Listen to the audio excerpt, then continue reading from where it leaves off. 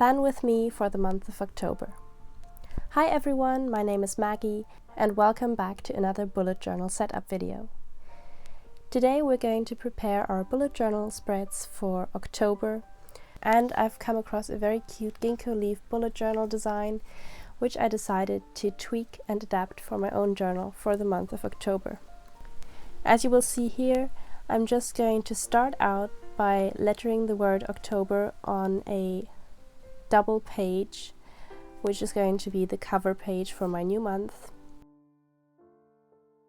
And I've decided to, instead of black, use brown as my primary color for the setup to kind of soften the color palette a little bit and to get a little bit more of an autumn vibe.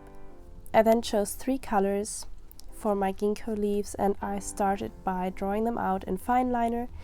And the way I drew this is pretty simple. I just went ahead and drew a triangular or a fan shape with a slightly rounded edge on one side, slightly shaking my pen to produce little squiggles and make the edge of the leaf look a little bit more dynamic and natural.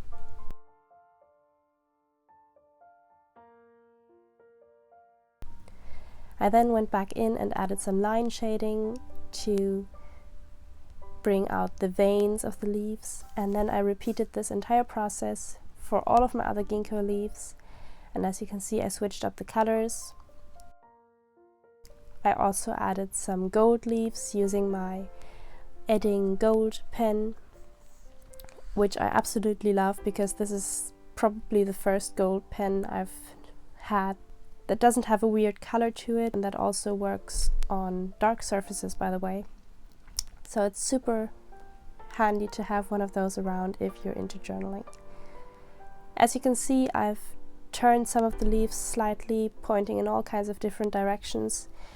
And maybe I should have left it like this at this point, like at this frame in the video. This is probably the design I liked most.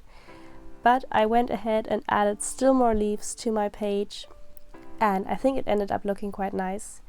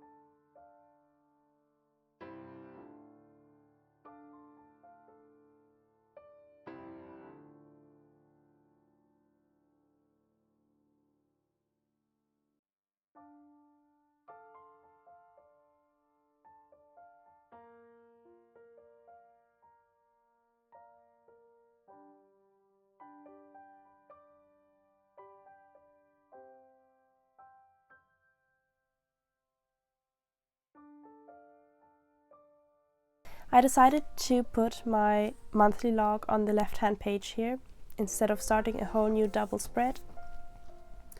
So I wrote out the numbers and weekday initials of the month.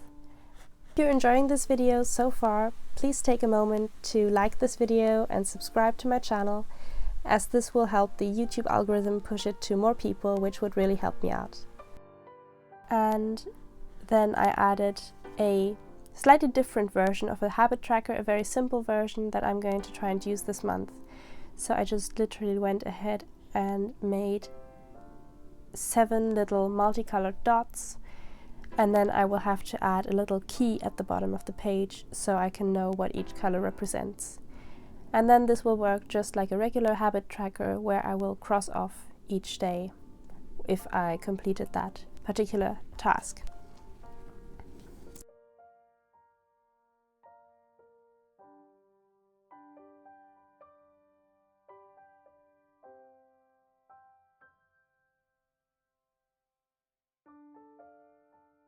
I've also decided to try and journal more in the sense of the actual bullet journal method as described by writer Carol, who invented this or who developed this specific journaling method.